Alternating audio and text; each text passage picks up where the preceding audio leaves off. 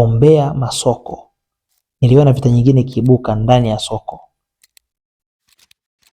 Soko kupita mahali pagumu 2026. Niliona soko la giza.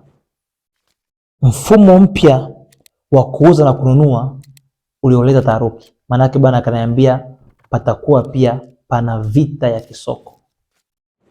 Lakini pia patakuwa pia pana utambulisho dhahiri na shairi wa mpinga Kristo.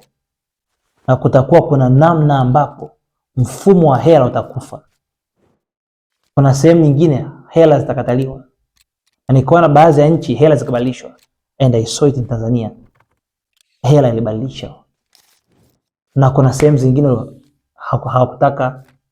hawakutaka hela. Kuna mfumo ambao walitaka. Kama mfumo huna, huwezi kununua. Sio wengi waliweza kwenda sokoni. Yaani itafika sehemu sokoni patakuwa kama motoni. Sio wengi waliweza kwenda sokoni. China na Marekani kuingia katika vita ya kisoko 2026.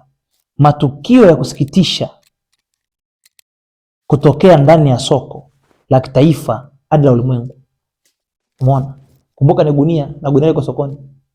Gunia ni maombolezo. Maana pia soko liliomboleza.